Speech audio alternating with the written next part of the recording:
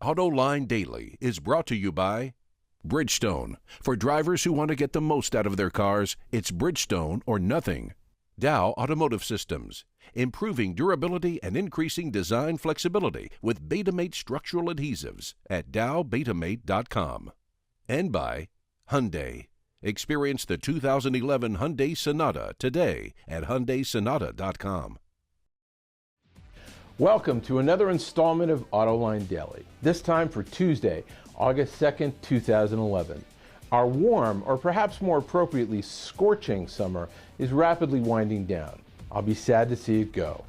David Kiley here, Editor-in-Chief of AOL Autos, and here's the most important news from the automotive beat. The UAW wants to organize one of the transplants in the U.S., and it's been speculated Volkswagen's new plant in Tennessee, now building the Passat sedan, could be one of the targets. But according to the Detroit Free Press, a manufacturing executive for VW says there haven't been any discussions between the UAW and its operations in Chattanooga. However, he didn't deny if there have been talks between the union and officials in Germany.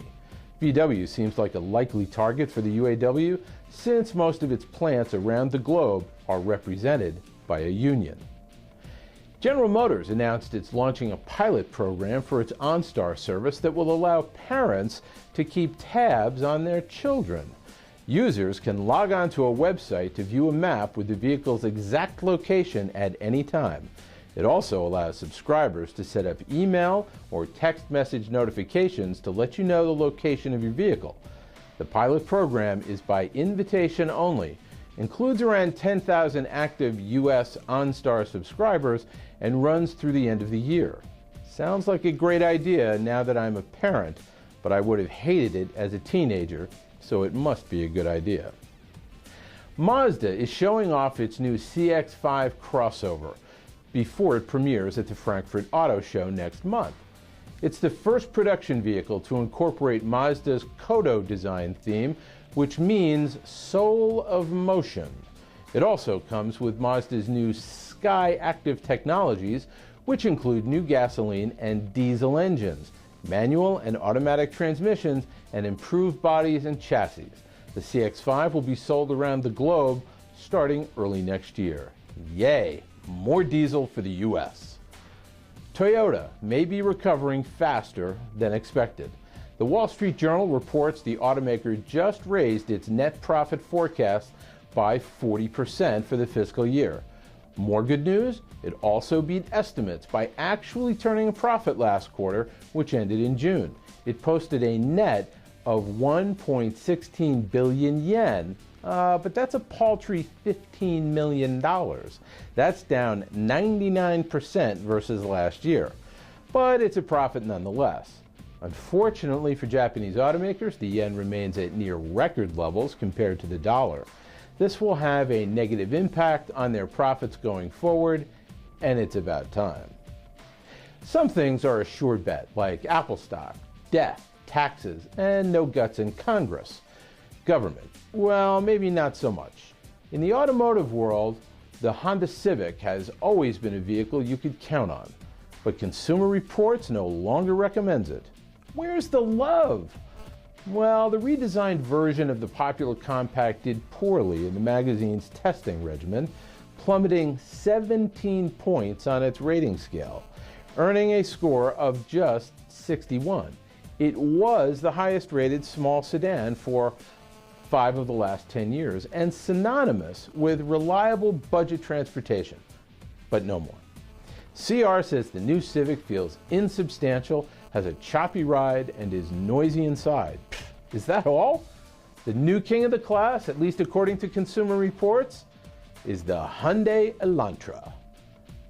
Hooray! Yesterday, GM started production of the Chevrolet Sonic at its plant in Orion Township, Michigan. Why am I celebrating, besides the jobs in Michigan?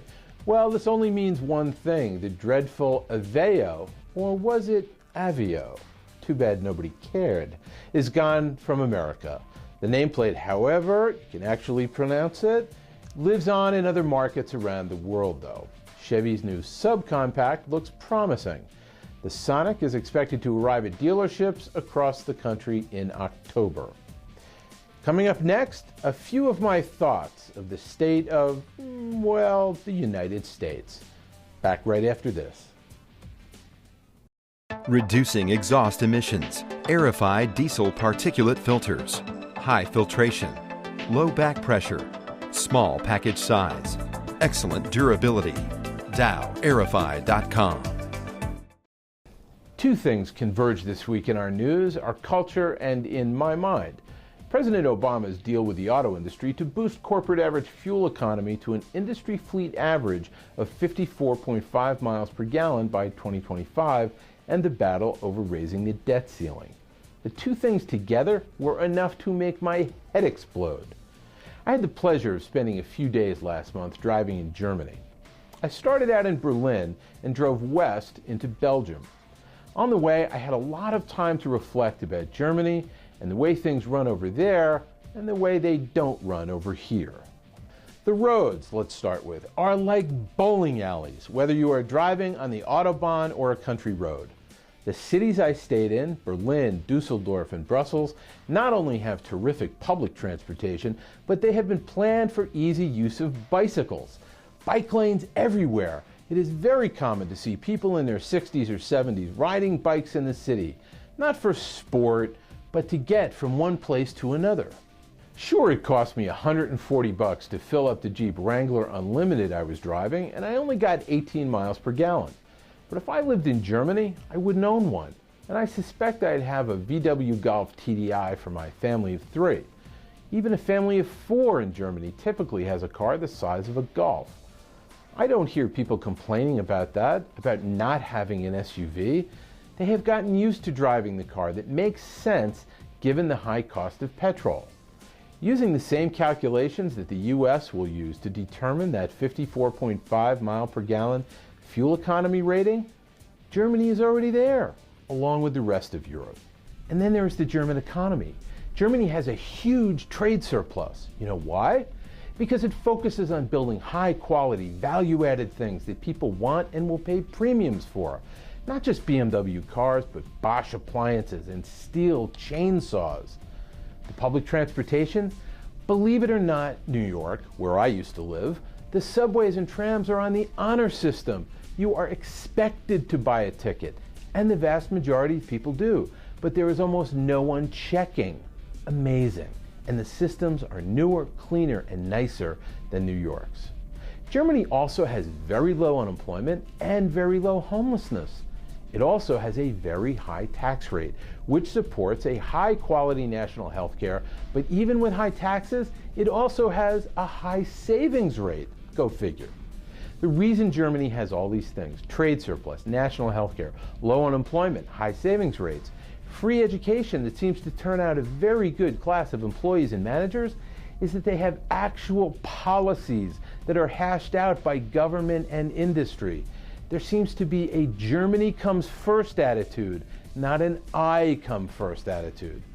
They have tax policies built around the idea of an ultra-high quality of infrastructure, education, and employment. They don't outsource bridge building to China as we do. They do it themselves and put Germans to work using a lot of German steel and concrete. It is remarkable to me that the United States has no policies about any of these things. Literally no policies designed to make the U.S. economy strong and to keep it that way. We only try to fix things ad hoc when disaster strikes.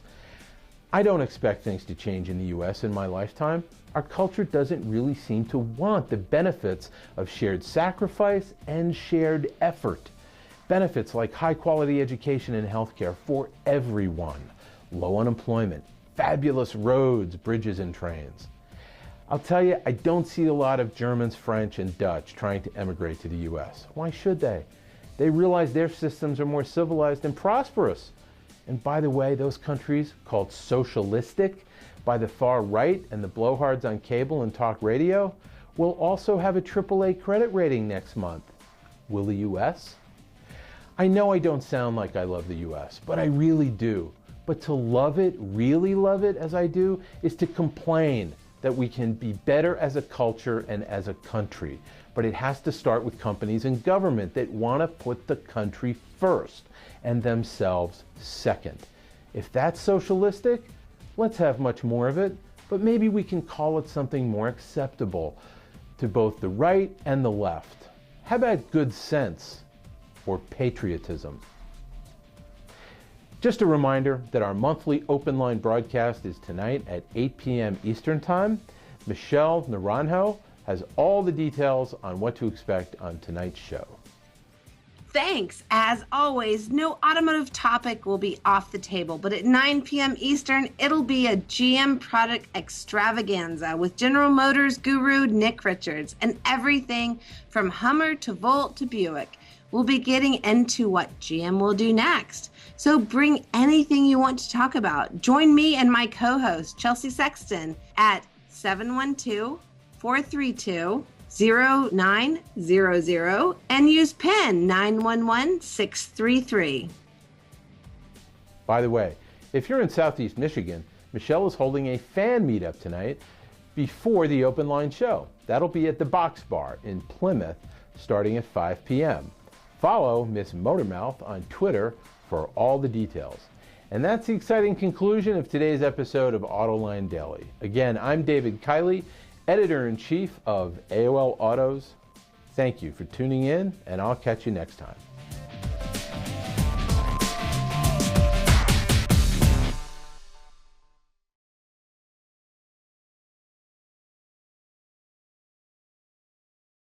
For complete coverage and in-depth analysis of the management briefing seminars in Traverse City this week, pick up your copy of the Ward's MBS Daily, available each morning free throughout the Grand Traverse Resort. That's Ward's MBS Daily from the editors of wardsauto.com.